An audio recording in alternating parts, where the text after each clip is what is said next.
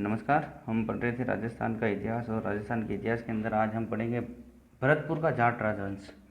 देखिए, आप मेरे साथ पढ़ रहे हैं फ्री माइंड स्टडी चैनल पर और मैं हूं आर के सर। देखिए, आप मेरे हैंड रिटन नोट्स के थ्रू पूरी राजस्थान की हिस्ट्री पढ़ रहे हैं, राजस्थान की ज्योग्राफी पढ़ रहे हैं और भारत का संविधान आप लोगों को मैंने पढ़ा दिया है। और भी कुछ टॉपिक है तो वो अपन पढ़ लेंगे। इस तरीके से मेरे सारे सब्जेक्ट के लगभग मेरे हैंड रिटन नोट्स आपको बड़े अच्छे से और डीप में आप लोग पढ़ रहे हैं इन सब से।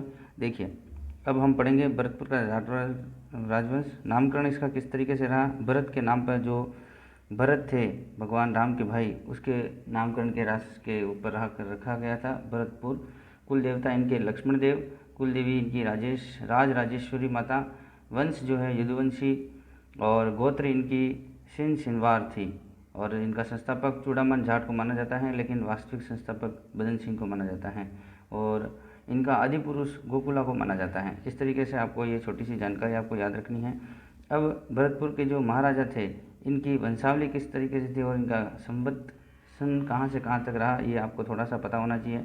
देखिए, गोकुला जिसको हम लोग आदि पुरुष के नाम से जाना जाता है, 1670 ईस्वी राजा राम 1670 से लगाकर 80 तक, चूड़ामन 1688 से लगाकर 1722 ईस्वी तक, मदन सिंह 1722 से लगाकर 1756 जिसको हम लोग वास्तविक संस्थापक माना जाता है, महाराजा सूरजमल, ये सबसे इम्पोर्टेंट रहेंगे और इनको आप लोग डीप से पढ़ेंगे।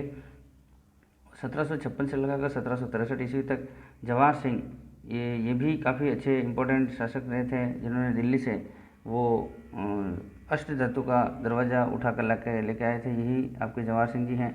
1763 से लगाकर 1768 ईस्वी तक रतन सिंह, 1768 से 69 तक केहरी सिंह, 1769 से 1777 तक नवल सिंह, फिर आपके रणजीत सिंह और आपके इस तरीके से सन देखते जाइए। रणधीर सिंह को आपको याद रखना है 1805 से लगाकर 1823 ईस्वी तक, जो सहायक संधि हुई थी अंग्रेज़ों के साथ 1818 ईस्वी के अंदर। तो उस टाइम में भरतपुर का जाट वंश राजवंश में कौन राजा था, तो आपको याद रखना है रणधीर सिंह, न कि रणजीत, रणधीर सिंह जो 11 नंबर का है। देखिए, फिर बलदेव सिंह, फिर आपके बलवंत सिंह, फिर जसवंत सिंह के बारे में भी आपको याद रखना है। 1853 से 1893 तक, 1857 की जो क्रांति थी उस टाइम में यहाँ के राजवंश में, जाट राजवंश में कौन राजा था, तो आपको याद रखना है जसवंत सिंह। फिर राम सिंह, फिर किशन सिंह जो है प्रथम विश्व युद्ध के टाइम में यही किशन सिंह जी यहाँ के राजा थे। फिर ब्रजेंद्र सिंह एकीकरण के समय यहाँ के शासक थे, 1929 से लेकर 1947 तक, जब भारत आज़ाद हो गया था उस टाइम तक, और एकीकरण के समय भी ब्रजेंद्र यहाँ के शासक रहे थे। तो इस तरीके से ये सारे के सारे 17 राजा आपको डीप में पढ़ेंगे और इनके जो भी पॉइंट रहेंगे वो आप लोग इस वीडियो के साथ देखते रहेंगे। देखिए, सबसे पहले हम लोग गोकुला के बारे में जानकारी ले लेते हैं। आदि पुरुष इनको कहा जाता है। जाट शक्ति का उद्भव औरंगजेब के शासनकाल में हो गया था और औरंगजेब जो था वो कट्टर नीतियों का था। इस तरीके से उनकी जो नीतियाँ थी काफ़ी ज़्यादा ख़राब थी, कट्टर मुसलमान था इस तरीके से कह सकते हैं। और औरंगजेब के समय सबसे पहला संगठित विद्रोह भरतपुर एवं दिल्ली के जाटों के द्वारा किया गया था। इस तरीके से आपको याद रखना है। 1669 ईस्वी में मथुरा क्षेत्र के स्थानीय जमींदार गोकुला जाट ने मुगलों के खिलाफ पहला जाट विद्रोह किया था। आपको इस तरीके से सबसे पहले याद रखना है कि पहला जाट विद्रोह कब हुआ था, 1669 ईस्वी में, कहाँ पे, मथुरा क्षेत्र के अंदर। और गोकुला जाट के इस तरीके से उनके नेतृत्व में इस तरीके से कह सकते हैं। किसके खिलाफ किया था, कि मुगलों के खिलाफ।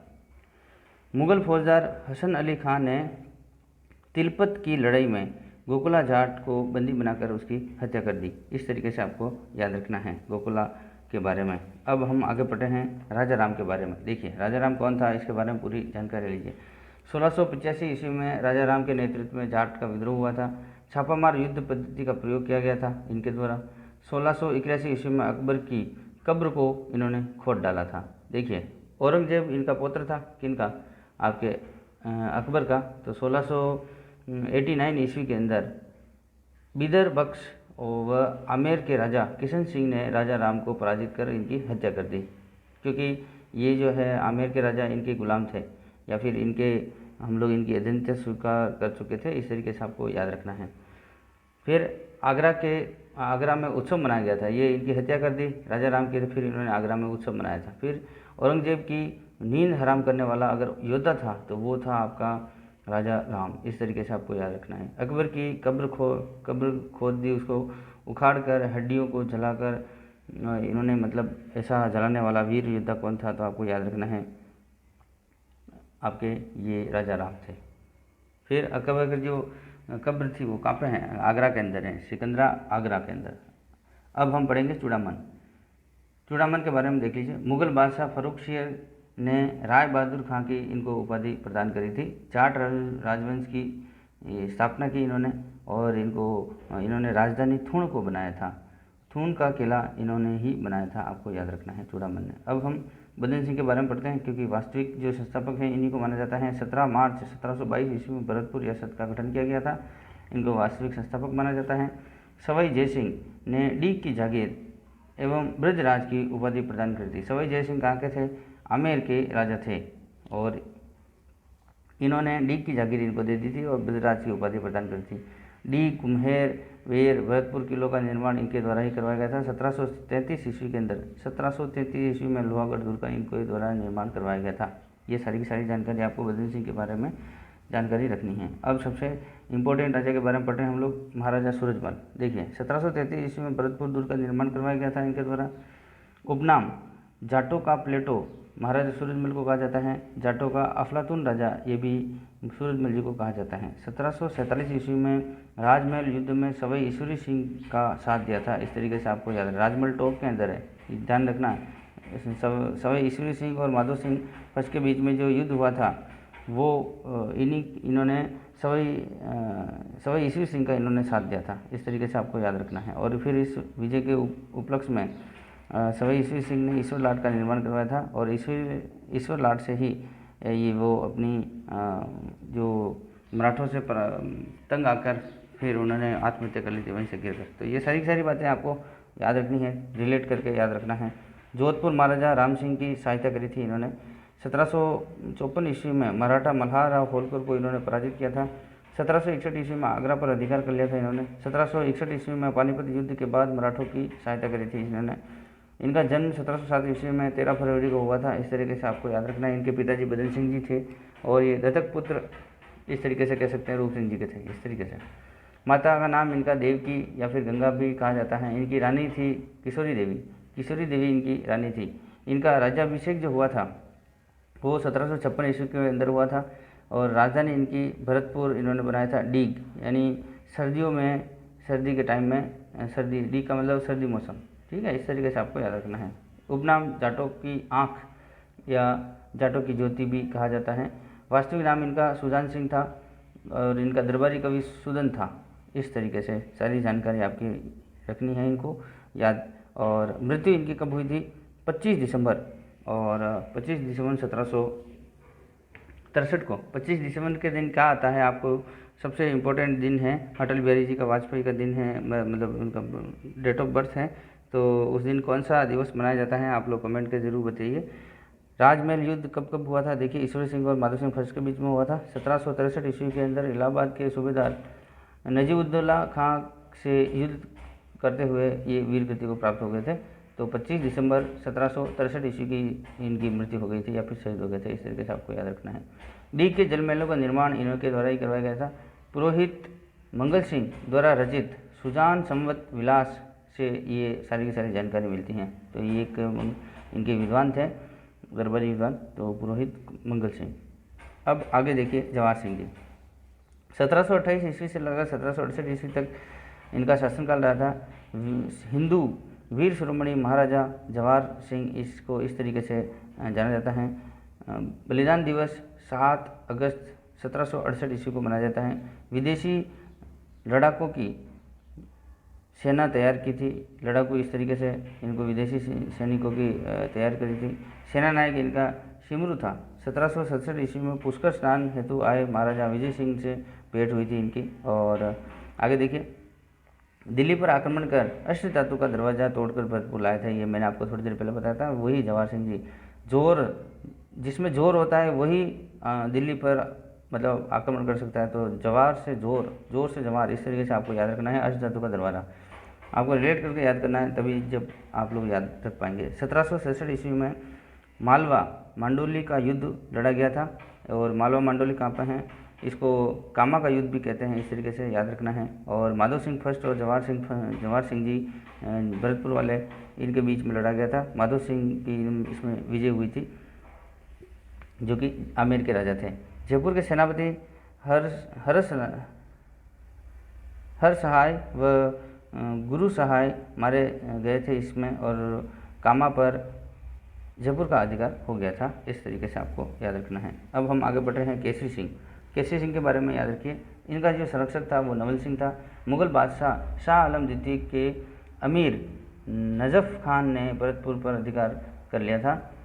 राजमाता किशोरी देवी के कहने पर केसरी सिंह को राजा व रणजीत सिंह को दीवान नियुक्त किया गया था। इस तरीके से आपको याद रखना है। अब रणजीत सिंह के बारे में हम लोग पढ़ लेते हैं। मुगल बादशाह शाह आलम सेकंड ने डीग का किला रणजीत सिंह को सौंप दिया था। जसवंत राव होलकर को शरण प्रदान की। इस तरीके से आपको याद रखना है। जनरल लॉर्ड लेक द्वारा 5 बार भरतपुर दुर्ग पर आक्रमण किया गया था। 29 सितंबर 1803 ईस्वी में लॉर्ड डलहौजी ने सहायक संधि कर दी थी। तो मैंने आपको बताया था सहायक संधि किसके टाइम में हुई थी। इस तरीके से 1803 ईस्वी में लॉर्ड वेलेस्ली ने सहायक संधि की थी। अंग्रेजों ने कुल 13 बार आक्रमण किया था, लेकिन सफल एक में भी नहीं हुए थे, और इनकी फिर संधि हो गई थी। अनाक्रमण एवं रक्षात्मक संधि कहलाई थी। अब आगे बढ़िए। रणधीर सिंह के बारे में मैंने आपको बताया था 1818 ईस्वी के अंदर इन्होंने सहायक संधि की, और उस टाइम में चार्ल्स मेडकॉफ थे, और ये आश्रित पार्थक्य की संधि थी। अब आगे देखिए। बलदेव सिंह ने लक्ष्मण मंदिर का निर्माण करवाया था। एक ही बात इनको इनके शासनकाल के दौरान याद रखनी है। फिर बलवंत सिंह के बारे में पढ़िए। अंग्रेज केम्बर मेयर की सहायता से शासक बने थे ये, तो आपको याद रखना है। बलवंत सिंह जो है राजा या शासक, इसके सहयोग से बने, तो अंग्रेज केम्बर मेयर की सहायता से ये शासक बने थे। फिर दीवान, इनके जो दीवान थे वो बैजनाथ थे, और इन्होंने गंगा मंदिर का निर्माण करवाया था। इस तरीके से याद रखना है। आगे जसवंत सिंह जी, 1857 की क्रांति के समय अंग्रेजों का इन्होंने साथ दिया था, और अंग्रेजों ने GCSI का खिलाफ दिया था। इस तरीके से आपको याद रखना है। यानी मेवाड़ के राजा शंभू सिंह जी व सज्जन सिंह जी को भी मिला था GCSI का खिताब, यानी मतलब इस तरीके से कोई एक उपहार कह सकते हैं हम लोग GCSI का। आगे देखिए। राम सिंह के बारे में, न जनता खुश न अंग्रेज खुश, इसके टाइम में इस तरीके से था। माउंट आबू में एक नौकर की हत्या कर दी, अंग्रेजों ने इनको राजा पद से हटा दिया था। इस तरीके से आपको याद रखना है। अब किशन सिंह जी के बारे में पढ़िए। 17 तोपों की सलामी और इनको दी जाती थी। 17 तोपों की सलामी और किन किन राजा को दी जाती थी आपको याद रखना है। जोधपुर के राजा, बीकानेर के राजा, अलवर के राजा, इस तरीके से। प्रथम विश्व युद्ध के दौरान अंग्रेजों का इन्होंने साथ दिया था। जाट गुर्जर मेवों की सेना में भर्ती किया गया था। इस तरीके से आपको याद रखना है। हिंदी को राष्ट्रभाषा घोषित किया था उर्दू की बजाय। इस तरीके से ये सारी इंपॉर्टेंट जानकारियाँ आपको याद रखते हुए रहना है। 1925 ईस्वी में पुष्कर में आयोजित अखिल भारतीय जाट महासभा में ये अतिथि के रूप में आए थे। 1927 ईस्वी में हिंदी साहित्य सम्मेलन में भी इन्होंने भाग लिया था।